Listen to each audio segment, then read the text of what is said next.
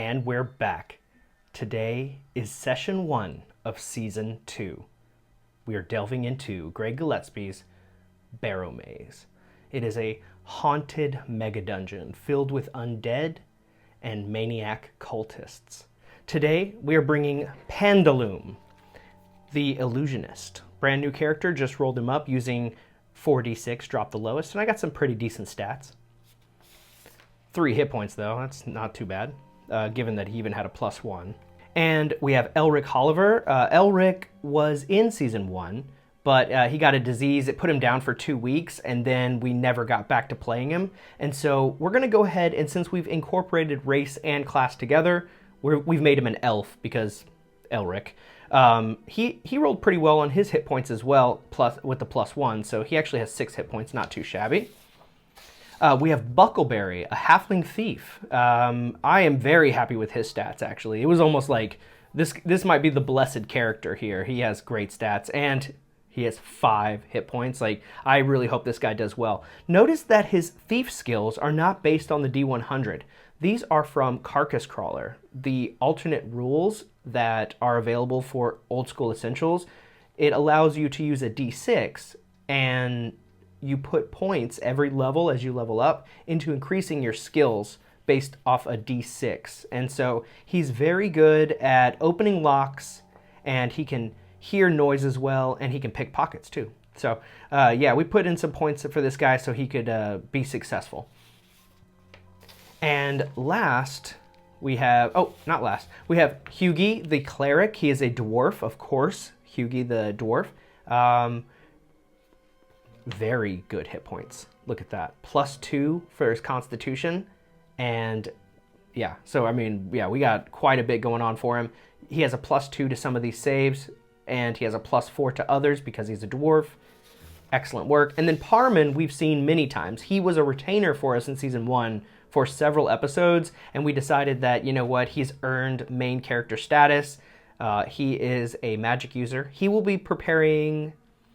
You know, the thing is we're probably going to be facing a lot of undead today, but we're going to prepare sleep because magic missile just isn't that great, I think.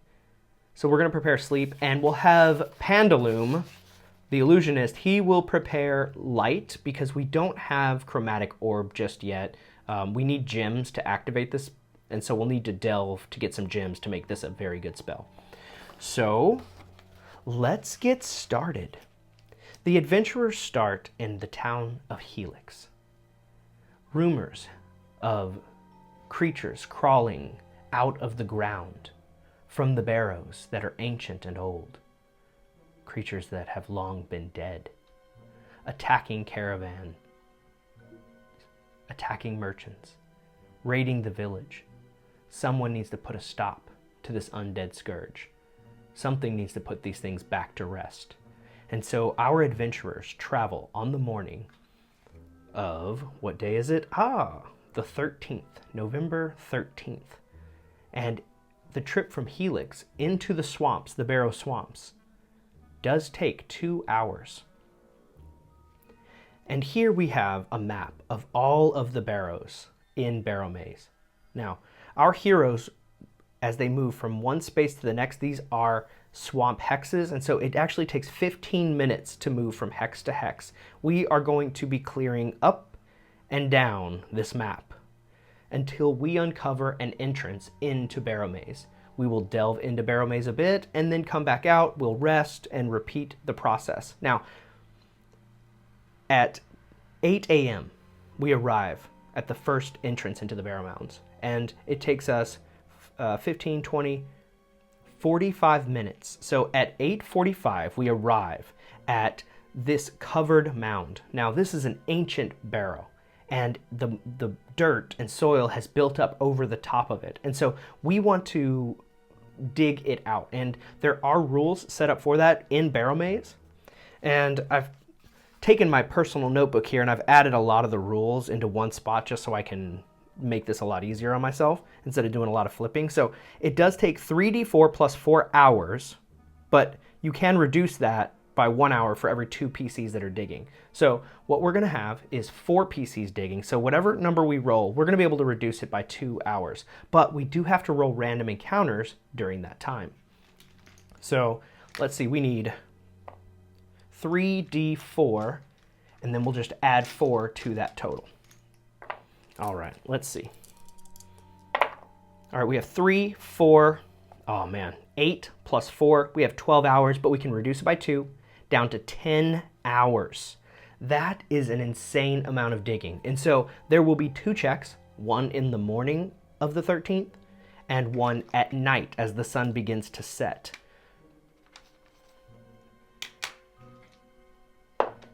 And we have our first encounter in the morning as we begin the dig. So, turning over to the random encounter table, we have low-level barrel mount encounters during the day. We encounter 2 skeletons. We start digging and making a bunch of noise. And we know that that will happen on hour 6. So around 3 p.m., the 2 skeletons come to us. Now, we need to know how far away they are. All right, they're not terribly far away, so they won't be able to get to us in one turn, but we can see them coming through the mist. And let's see, if our team is surprised, if they're surprised, the monsters will be white. We will be green as always. Okay, so the monsters actually get the drop on us because we are surprised. We're too busy digging when they assault our crew. So we had 4 people digging and 1 person standing guard. The 1 person standing guard will, of course, be our fighting class, which is Elric. He's a knight. And so he's standing guard, but he is a bit distracted. The zombies get the drop on us. They come, and as we're digging, they attack. We've got 2 attacks, and these attacks will be randomized because our guys are distracted. They're digging. They're not able to know who's going to be hit. So the first target is number 5. So that will be Parman. Oh no, Parman. The second attack will be against, we got to re-roll that one. Also, there are 2 attacks coming against Parman. Parman only has an AC 9. This could knock him out of the fight right away. We have a 13. Now, we are using descending armor class. We know that this will hit, but let's go ahead and go through the process of how to use descending armor class. Skeletons are hit die 1, up to 1. And so, we look at 13 on the chart. 13 hits AC 6, and everything above it. Oh, Parman is AC 9. I think you guys can see that. And so this attack will hit. 1 will miss wildly. Now, if it's just 1 or 2 damage, it's no big deal. But it is for 6 damage, our friend goes down. And now Parman is now at -3 damage. He is out for the week. But we are going to continue to resist. We're going to try to fight back. It's the monsters. Well, we're going to go to the top of the round because that was a surprise round. Okay, so we are going to go first, and the first thing we'll do, obviously, is we're not going to use our turn undead ability just yet because this is 2 skeletons. We can probably handle this. We're just going to do melee, and then there's going to be,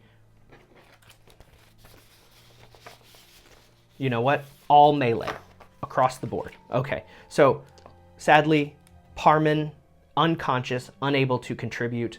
But we have 1, 2, 3. All right, we have our 4 dice here. We've got 2 skeletons. Let's go. All right, so let's take a look across the board here. What do we have for hits and for misses? So for Elric, we got a 16 on the die, and we have +3. He is actually using the Azure Serpent Blade, which was gifted to him from the previous adventurers. They have so many +1 weapons. Some of them got passed on to our low-level retainers. And so we've got a total of 19 to hit. Now we know if we look At 19 to hit on our attack matrix, we can see 19 hits armor class 0 and everything above it. And so Elric will hit. We have, next up, Pandaloom with his dagger. He has no attack modifier with his dagger, so he hits 13, which is 13 hits armor class 6. We've got Buckleberry. Buckleberry has a +1 glass dagger of gutting from last adventure, plus a +1 to his strength, so he has a +2 to his attack. This gives him a 12. 12 hits, AC 7. And Hughie, the dwarf, has a +1 for a total of 12, which is also hitting AC 7. Now, let's look at skeletons in the referee's tome. All right, looking at this amazing artwork, we can see skeletons are AC 7, so all 4 of our heroes will hit. We have 2 1 HD creatures, and so they each have 4 hit points. We're going to roll our damage. We've got a green D8. We have a purple D4. We have Hughie actually is he uses a warhammer, which is a D6. So that's an orange D6, and we have the white dagger. All right, let's roll the damage. We just need to do 8 damage in total. Oh yeah. Oh, this needs to be re-rolled. Okay, so we have 7 plus 3 from the sword is enough to destroy 1 zombie by itself, and then the other 3 gang up on the remaining the skeleton and destroy it as well. That's 2 skeletons down, and then we need to roll a random encounter for the evening. Sadly, we do need to use our Pearl of Oh, you know what we can do? We can take our turn and stabilize our friend. We don't need to do any healing just yet. He's laying on the ground in the cart next to, well, we don't have a cart yet. He's laying on the ground in the camp where we're digging right now, and the rest of the team is going to continue digging. As long as we don't roll another 1, we can get to the bottom of this covered mound today. We did not, so we are able to get inside. And after a while of digging and excavating, it's now pretty dark out, and so we do light our torch. And we can see that the entrance to this ancient mound has been covered with earth, and we had to excavate it, right? So inside there's a stairs leading down, and you see a family crypt, and there are 4 stone sarcophagi, but there are giant centipedes inside. They've infested this place. There are 6 of them in total. Oh my goodness.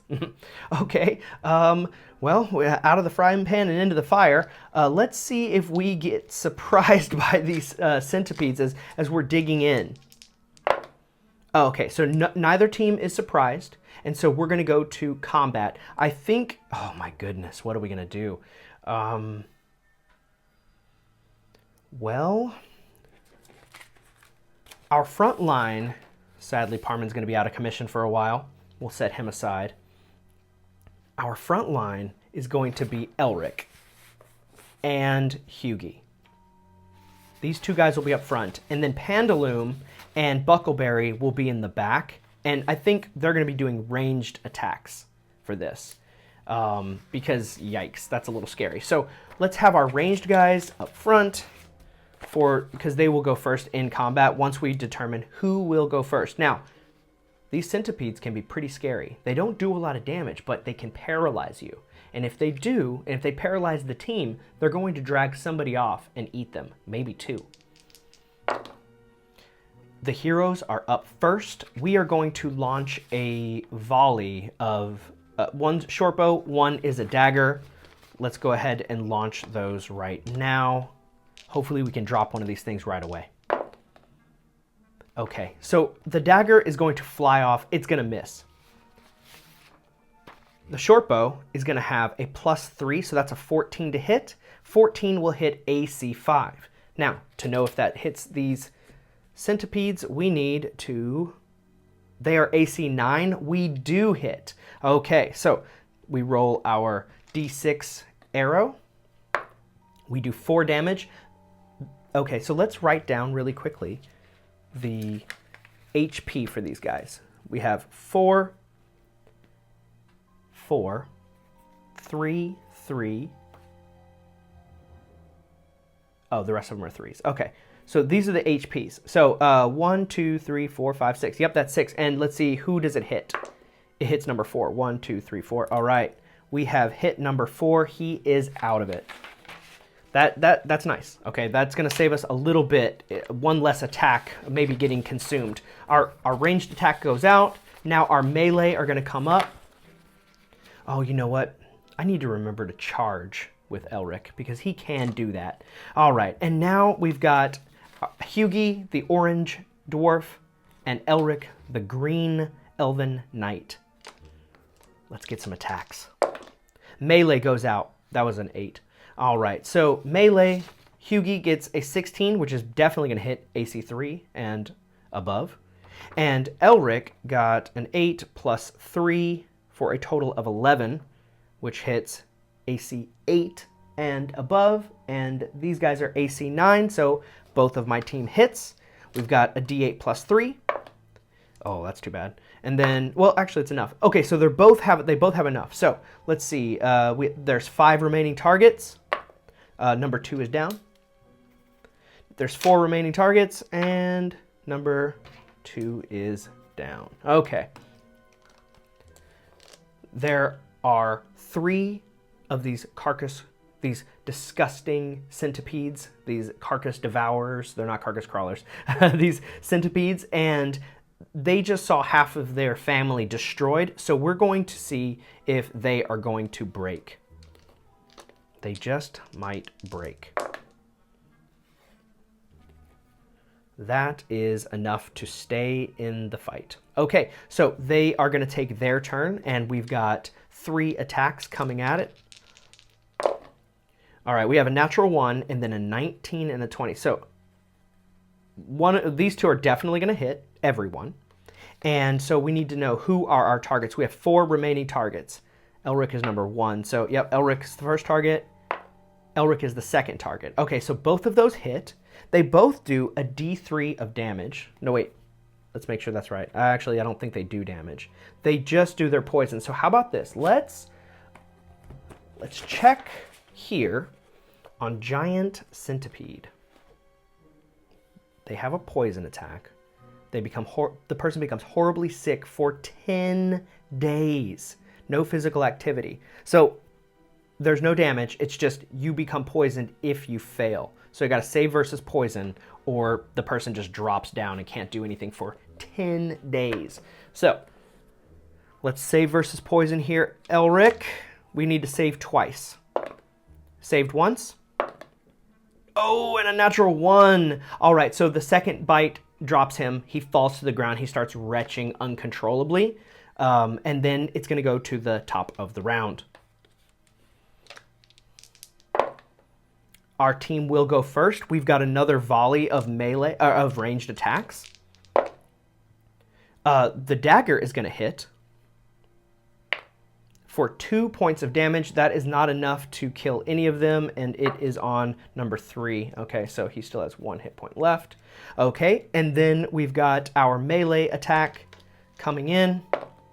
That is not enough. Oh no, things are turning terribly. I don't want anybody to be drug off and eaten in session 1, but this is why you guys tune in to Old School Essentials. We don't want you want to live forever, coward. All right, now the 3 remaining centipedes are going to attack. We've got 2 that definitely hit. We've got target number, well, you know what?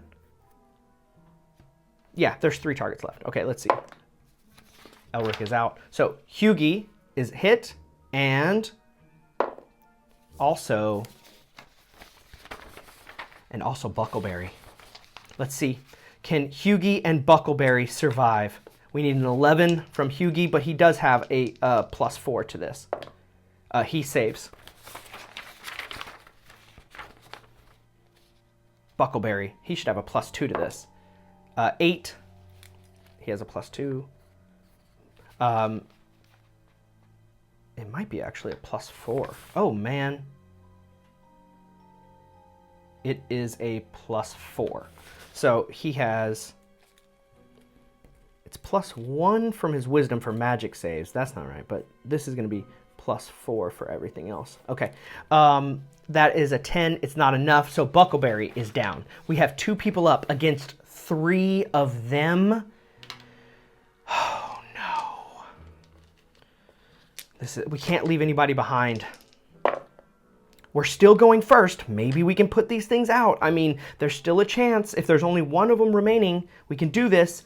All right, this is the last dagger from Pandaloom. That is a wild miss. Oh, no. Hughie. Another natural 1. Oh, our boys are in so much trouble. Oh, my goodness. There are 3 centipedes up and 2 targets. Well, we have to know, because actually a 10 is going to hit AC 9. And so, oh, you know what? That's a miss on everybody. Yep, that's a miss on everybody. A 10 only hits AC 9. Let's just double check that on the chart here. They have up to 1, so they got a 10. That hits AC 9. We have AC 8 on Pandaloom, so all of them miss. We're going to go to the top of the round. We have got to finish these dudes off. We go first, okay? Pandaloom, now all he can do is cast a spell. He has nothing else he can do. So he's going to cast his light spell. Oh, there's no roll there. Well, the creature would save. Yeah, the creature would save versus magic. He casts the light spell. He fails to save. One of them is blinded and unable to attack. And then we have Hughie. 8 + 1 is a total of 9. A 9 is going to hit AC 8. Or sorry, AC 11, which is AC 10, which is not enough. Okay. There are 2 remaining that are going to attack. Both of them are going to miss. Oh my goodness, we're getting so lucky. Going to the top of the round. The monsters go first. There are 2 of them left. They're going to make their 2 attacks. 1 is a terrible miss. 1 will hit AC 7, which is enough to hit Pandaloom. So we need to see if it was against Pandaloom. Even Hughie, odd Pandaloom. Oh, it goes against Hughie. He brings his shield up, stops the creature. We need to stop these things right now. Pandaloom's going to run over and get one of his daggers, and he's going to throw it. Misses terribly. Tink, tink, tink. Hits the ground. Hughie. Things could not be going worse for us. We miss again and again and again. Nothing can stop us. Or nothing can save us now. We are doomed. And then the last 2 are going to take their turn. 1 will hit. 1 will miss. Evens Hughie. Odds Pandaloom. Pandaloom drops poisoned. Hughie is standing alone against 2 of these creatures. He fails to go first. These 2 creatures, natural 20.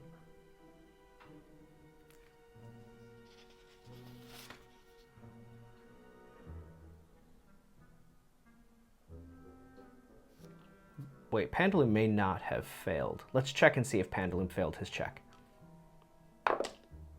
Pandaloom failed his check. He is out. Now we have Hughie, who does have a +4 to this roll. 8 + 4 is 12. That is enough to save. His dwarven resiliency is keeping him alive. Now he's going to swing. What is going on? This is nightmare level. I cannot get out of this combat. I'm sorry, guys. We're doing everything we can. We're going to the top of the round. It's a tie. The attacks will go off at the same time. These two will be the monster. This will be Hughie. Hughie finally hits. The monster finally hits as well. And so Hughie is going to deal 3 damage against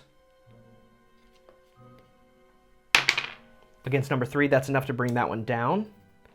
So there's only 1 left. Now let's see if he can make his save, or that last one is going to drag somebody off and eat them. That's +4. He makes the save. It's now 1-to-1. The creature needs to make a check. He flees. The creature realizes it cannot win. Seeing all of its friends destroyed, it runs. It hides and it burrows away. Hughie, standing alone, coup de grace the blinded creature. And then, after checking on all of his friends who are just retching and vomiting, they're unable to do anything for the next 10 days, Hughie loots the tomb, this family crypt that was long since covered. And here is what he finds. Inside the father's crypt, there is a ring for 40 gold. 40 GP. There is, I don't know if you guys can see this, it is a PDF. I am getting this book printed, but it's going to be so massive. I don't know if it might be a little unwieldy, so we're going to kind of play this out. But we could zoom it in so you guys can see. We also have a jeweled necklace for 30 gold. In the mother's crypt, we have a ring for 40. And a bracelet and a circlet for a total of 75 together. In the daughter's crypt, we have a comb and a ring for 55 together. And then in the son, there is a bone-handled dagger that's ornamental and could be sold for 15. Now, I wish that we could have gone further and explored more, but the brutal reality is Barrowmaze is no joke. We have uncovered Crypt 9, so I will color this one in, and we know that this has been revealed and searched, and it is complete. That's going to be all for session 1, the brutal session 1. Our team will be back in 10 days. Who was it that went down first? Was it? Oh, it was Parman. Poor Parman went down first. He'll be back in a week, but the rest of the team in 10 days. That was so tough. Guys, I had a blast with that one. I know that like that combat kind of drew out for a little while. I thought we were going to get eaten, but we got lucky. We didn't. I'll catch you guys in the next one. Please hit like and subscribe if you like watching solo plays, if you're interested in seeing what happens with Barrowmaze, and tune in. Very soon, we've got the lost and forgotten secrets of Advanced Dungeons and Dragons coming out. I'm really excited about that video. I'm putting a lot into it. I hope you enjoy it. Catch you in the next one. Bye-bye.